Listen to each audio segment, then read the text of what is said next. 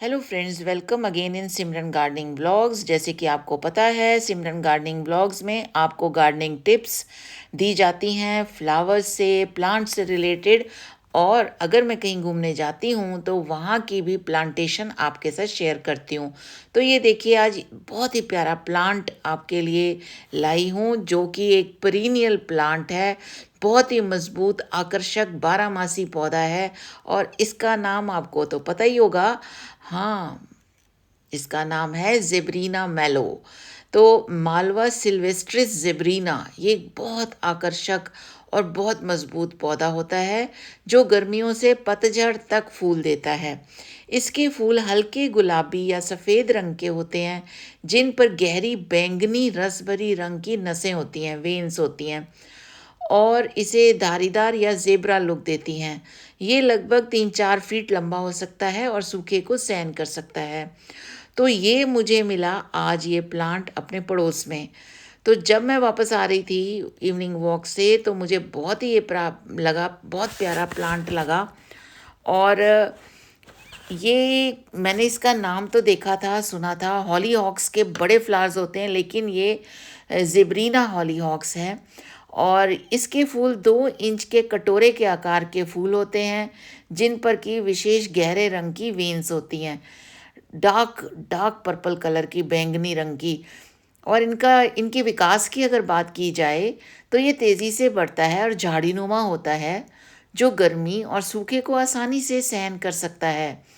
रख रखाव की अगर इसे बात की जाए तो इसे पूर्ण सूर्य प्रकाश यानी फुल सनलाइट चाहिए होता है इसको, और अच्छी जल निकासी वाली मिट्टी पसंद है। और देखिए, इसकी प्रूनिंग भी साथ साथ करनी चाहिए। जो स्पेंट फ्लावर्स हो गए हैं, उन स्पेंट फ्लावर्स को साथ साथ हटाते जाएंगे तो और ढेर सारे, खूब सारे फ्लावर्स आते जाएंगे। बीज की अगर बात करें तो ये बीज स्वतः उत्पन्न करता है, जिसे कई वर्षों तक बगीचे में ये बना रहता है। यानी ये जहाँ आपने उगा दिया वहाँ पर अपने बीज गिराएगा, और ये बीज आपके यहीं पर ही गार्डन में ही गिरेंगे। आप इनको इकट्ठा भी कर सकते हैं, लेकिन ये गार्डन पे गिरेंगे। और नेक्स्ट सीज़न में मॉनसून के बाद ये फिर दोबारा उगने लग जाएंगे। अगर इसके कहाँ लगाएं, इसकी जगह की बात करें तो ये बगीचों में बॉर्डर लगाने, फूलों की क्यारियों और मधुमक्खियों को आकर्षित करने के लिए बहुत ही अच्छा पौधा माना जाता है। और बिगिनर्स की बात करें तो ये बिगिनर्स के लिए तो बहुत ही बढ़िया है। मिट्टी की अगर इसकी बात करें तो इसकी अच्छी जल निकासी वाली मध्यम उपजाऊ मिट्टी होनी चाहिए। अधिक उपजाऊ मिट्टी में उगने पर पौधे लंबे और पतले हो सकते हैं, उन्हें सहारे की आवश्यकता हो सकती है। पानी देना, पानी की मात्रा बहुत ज़्यादा नहीं होनी चाहिए। हालांकि जो ये मालवा है सूखे को सहन कर सकता है, लेकिन पर्याप्त नमी मिलने पर उनमें फूल बहुत अच्छे खिलते हैं। तो इनके देखिए, मैं साथ साथ स्पेंट फ्लावर्स भी हटा रही हूँ, और कुछ सूखे फूल हैं जो बिल्कुल सूख जाते हैं, उनमें से आपको बीज मिल सकते हैं। तो फ्रेंड्स, आखिर तक बने रहना, और इसकी केयर टिप्स, और ये कैसे ग्रो कर सकते हैं, किस मौसम में इसको ग्रो करना है, और इसके सीड्स कैसे कलेक्ट करने हैं, तो आखिर तक मेरे साथ बने रहना। और किसी ने अगर मेरा कोई नया है, चैनल सब्सक्राइब नहीं किया है, तो प्लीज़ चैनल सब्सक्राइब कीजिए, और लाइक, शेयर एंड कमेंट तो बनता ही है।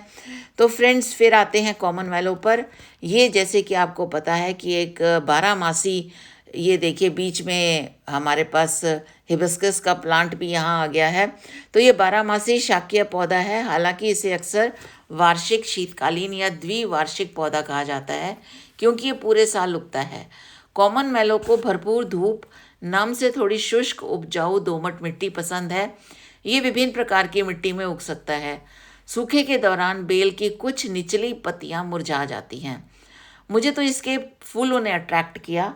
मुझे इसके जब फूल दिखाई दिए तो मुझे मुझे ये इतने अच्छे लगे फूल, कि मैं अट्रैक्ट हो गई, और मुझे लगा कि मुझे आप लोगों के साथ भी ये प्लांट और प्लांट केयर टिप्स, और इसकी हम सीड्स कैसे कलेक्ट करें, ये ज़रूर शेयर करना है। ज़ेब्रीना मैलो मालवा एक सदाबहार बारहमासी पौधा है जो अपने रंग बिरंगे कटोरे के आकार के गुलाबी फूलों से हमें आकर्षित करता है। इन फूलों में आकर्षक रसभरी बैंगनी रंग की वेन्स दिखाई देती हैं जो एक पिनव्हील जैसा प्रभाव पैदा करती हैं। ये फूल गर्मियों की शुरुआत से लेकर पाला पड़ने तक कई महीनों तक खिलता रहता है। और अगर आपके पास 8 इंच का गमला है तो आप उसमें भी लगा सकते हैं, और ज़मीन पे लगाते हैं तो ज़मीन पे तो आप ये देखिए ये लगे ही हुए हैं, तो कितनी भरपूर फूलों की पैदावार ये करता है। कॉमन मेलो जो है ये हल्के बैंगनी रंग का जो ये फूल होता है, और इसके जो पत्ते होते हैं ये बहुत ही प्यारे होते हैं। 5 खुली पंखुड़ियाँ होती हैं इसकी, और आमतौर पे 3 से 5 सेंटीमीटर चौड़े फूल होते हैं जिन पर गहरी बैंगनी रंग की धारियाँ होती हैं। पत्तियों में 5 पालियाँ होती हैं और डंठल बारीक बालों से ढके होते हैं। और ये देखिए मैंने बात करते करते इस तरह से सारे इनके स्पेंट फ्लावर्स इकट्ठे कर लिए हैं। इसमें से देखते हैं अगर कोई सूखे निकले तो मेरे पास बीज भी इकट्ठे हो जाएंगे। अगर इसकी हम एडिबल की बात करें तो ये एडिबल है। एडिबल कैसा है? अगर किसी का गला ख़राब है, खांसी है, तो ऐसे में इसके फ्लावर्स की टी बहुत अच्छी बनती है। इतने सुंदर फ्लावर्स हैं, ये एडिबल फ्लावर्स हैं, यानी आप इन फूलों को खा सकते हैं लेकिन धोकर, क्योंकि पॉलिनेटर्स, ये फूल पॉलिनेटर्स अट्रैक्ट करते हैं, तो इसीलिए इनको अच्छी तरह धो के और इन पत्तों के, इनके जो फूलों के पत्ते हैं, पंखुड़ियाँ हैं, उनको आप सुखा लेंगे और इसकी चाय तैयार करेंगे तो इसकी एक कफ प्रॉब्लम रिलेटेड इसकी चाय यूज़फुल होती है।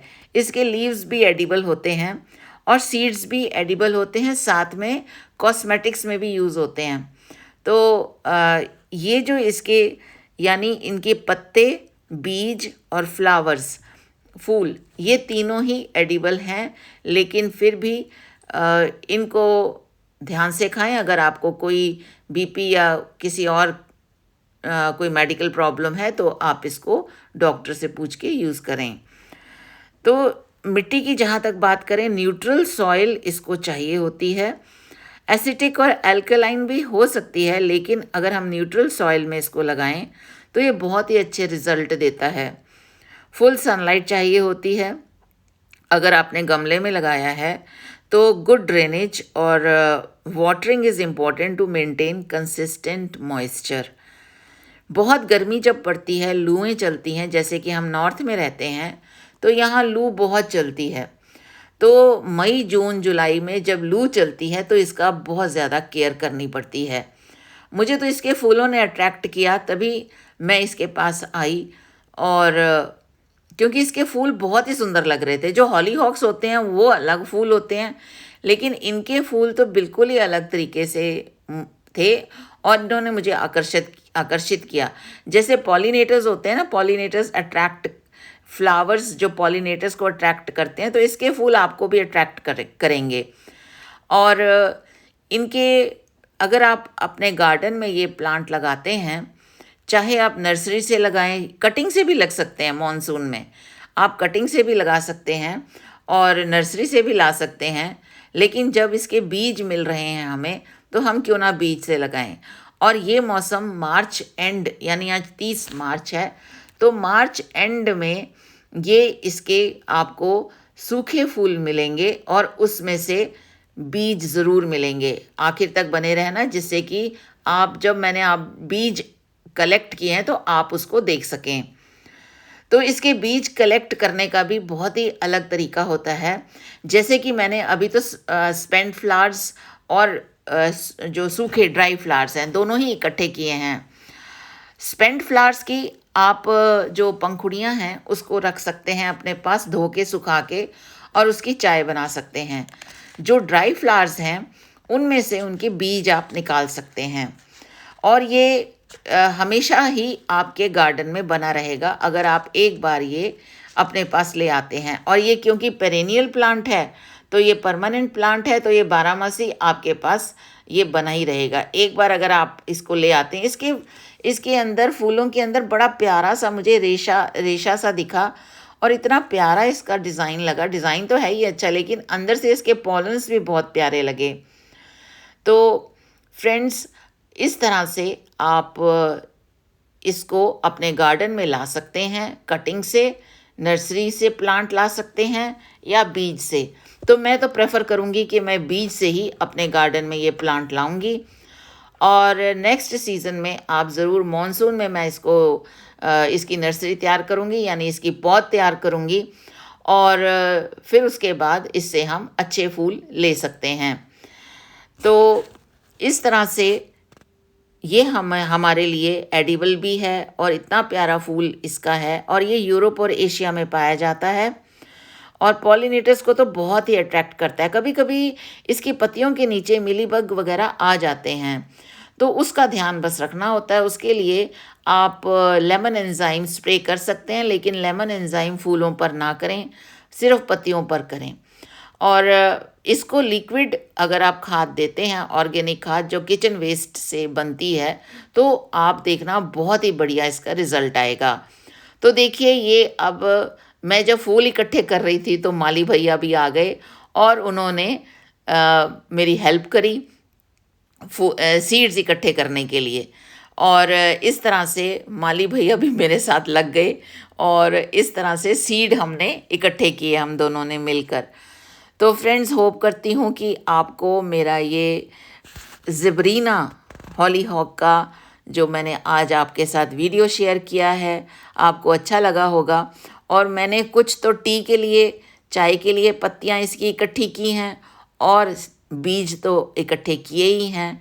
तो नेक्स्ट सीज़न में आप ज़रूर, और हाँ, पिक सेशन, और नेक्स्ट सीज़न में आप ज़रूर ये वाला फूल मेरे गार्डन में देखेंगे। Thank you for watching. Happy हॉलीहॉक्स।